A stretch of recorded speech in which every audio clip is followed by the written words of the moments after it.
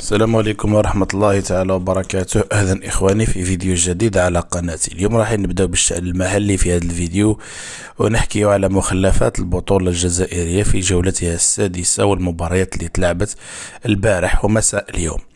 المهم ديروا اشتراك، ونبدأ بمباراة مولودية العاصمة وأقبو، ثم ننتقلوا للقاء السياسي وسطيف، ونتحدثوا عن لقاء مقرب الوزداد، وكذلك نذكر بفوز الثورة على مولودية البيض، فاشتركوا جميعا عندنا. بالنسبة لهذه الجولة السادسة صراحة ما جابتش رائد جديد، بل جابت شريك في الصدارة في انتظار مباراة اتحاد العاصمة غدا. لنهار اليوم شريك جديد في الصدارة اللي هو النادي الرياضي القسنطيني، الذي سنتكلم على لقائه مع وفاق سطيف. مباراة في شوطها الأول كانت قوية، ولكن في الشوط الثاني تراجع المستوى. المهم المولودية البارح في لقاء الرائد والوصيف، مولودية الجزائر تسقط بفخ التعادل وفي فخ التعادل في ملعب 5 جويلية ضد أولمبيك أقبو بدون أهداف، في مباراة كانت حسنة وجيدة فوق المتوسط. المولودية طبعا كانت الأفضل وكانت لها الكثير من الفرص، ولكن الحارس الفقون من نادي أولمبيك أقبو كان في يومه وتمكن من تصدي لكل الخطورات ولكل الفرص التي خلقها هجوم مولودية الجزائر، ولكن كانت بعض الفرص على قلتها لفريق أقبو ولكنها لم تكلل بالنجاح، وانتهى هذا اللقاء سلبيا. المولودية تضيع نقطتين، أقبو يكسب نقطة ويرفع رصيده إلى 11 نقطة من 6 مباريات. في اللقاء الثاني النادي الرياضي القسنطيني قلت مساء اليوم يلتحق بالمولودية في الصدارة بعدما فاز على وفاق سطيف ب2-1. الهدف الأول للسنافر جاء مبكرا في بداية اللقاء في الدقيقة السادسة، ولكن اللاعب عبد الرحمن باشا تمكن من معادلة النتيجة للضيوف. فلكن الهدف الثاني من عبد النور بالحسيني في أواخر الشوط الأول حسم به النادي الرياضي القسنطيني هذه المقابلة، وحقق انتصاره الثالث على التوالي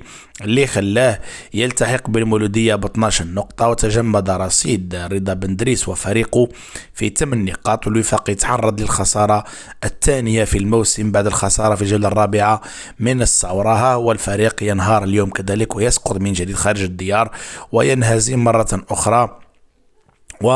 ويعمقوا الآن فرق في الرياضة إلى 4 نقاط، مع أنه طبعا الموسم مازال طويل. الوفاق إذا بقى بسلسلة التألق داخل الديار والنتائج الإيجابية فالأمور جيدة، وخارج الديار خسارة في قسنطينة أو في الثورة تعد أمر عادي بالنسبة لي طبعا، باش جمهور وفاق سطيف تكون في الصورة. وهذه رسالة نوجهها لك، وتحية طبعا لجمهور الوفاق. هذه الخسارة عادية جدا بالنظر للتعداد اللي عندكم، بالنظر للفريق الموجود. انك تخسر في قسنطينة وفي الثورة انا بالنسبة لي الامر عادي. المهم اللقاءات اللي في ارضك ما تزيدش تعاود تضيع النقاط، خاصة النقاط اللي راحوا في مباراة مقرة واللي كان فيها الفريق افضل بكثير من الضيوف، وكان بامكانه انه يحسم المباراة ولكنه ضيع نقاط المباراة. اما الخسارة في هذه اللقاءات أمر عادي طبعا وطبيعي بالنسبة للإمكانيات اللي عندها الفرق الأخرى، وزد على ذلك أنها تلعب داخل أراضيها. النادي الرياضي القسنطيني الفوز الثالث على التوالي يجعل منه رائدا شريكا مع مولودية العاصمة، ولكن يا إخواني في انتظار اتحاد العاصمة غدا اللي يلعب خارج الديار، وفي حالة فوزه غدا في ملعب الشلف في ملعب الشلف ضد الأولمبي المحلي فسينفرد بصدارة البطولة في الجولة السادسة. إذا فاز غدا سيصبح ب14 نقطة. كذلك الثورة تحقق الفوز الثاني داخل الديار وتخرج من منطقة الخطر بعد ما فازت على مولودية البيض بهدف لعاد الجعبوط في آخر 11 دقيقة من المباراة. مولودية البيض بعد الفوزين الأخيرين ها هو يتعرض للخسارة الرابعة في الموسم ويبقى ب6 نقاط. نحكيو شوية على المباريات اللي تلعبت نهار الثلاثاء، كذلك كانت مؤجلة. تلعبوا 2 مقابلات. اتحاد العاصمة كان فاز بهدف مهاجمه في مستغانم، لاعب الإفريقي في الدقيقة 26 كان فاز على الترجي المحلي. وفي لقاء آخر خنشلة والشلف تعادل في ملعب الشلف بهدف مقابل هدف في المباراة المؤجلة. وقبل ما ننسى صراحة نسمحوا لي نتكلم على خسارة بالوزداد مع مقرة اليوم. الخسارة مؤلمة، والشباب في 6 مقابلات ما حقق حتى انتصار، عنده 4 نقاط من 6 مباريات، 4 تعادلات وخسارتين، مع أنه غير المدرب والشركة مراه شركة مدار والأموال واللاعبين، ولكن الفريق لم يجد ضالته. هذا واش يلخص باختصار شديد حالة البلاد، حالة الوضع. فريق صارف الملايير الممليرة يحتل المركز الأخير. أكد لك السفاهة والرداءة اللي رانا عايشين فيها والظلم والفساد اللي رانا فيه. فريق ب70 مليار محتل المركز الأخير، وفرق بأقل الإمكانيات، مع أنه طبعا لا أؤيد مرة أخرى ونزيد نقول أنه واحد ما يستحق أموال الدولة، لا المولودية ولا سطيف ولا أقبو ولا قسنطينة ولا القبائل ولا أي فريق.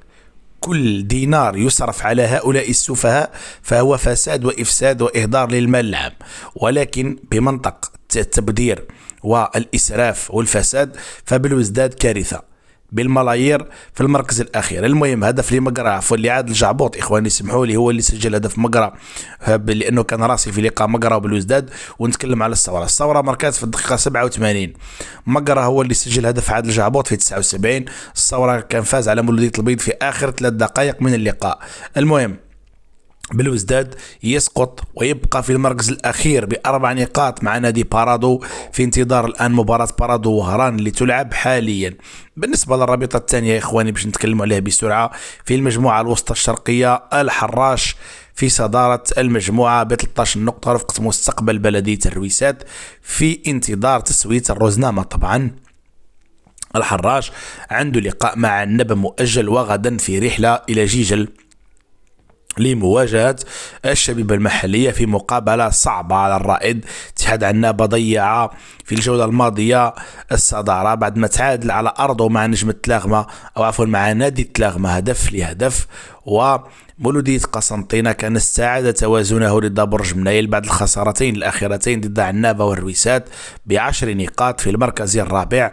والصراع في هذه المجموعة سيكون ربما بين الحراش وعنابة على الصعود، وبدرجة أقل الرويسات ومولودية قسنطينة.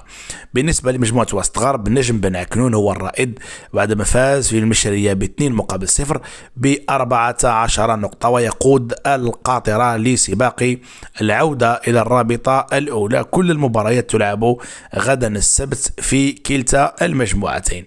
بالنسبة للشأن المحلي هذا واش عندنا في هذا الفيديو. نتمنى منكم الدعم والاشتراك، والسلام عليكم والرحمة والإكرام.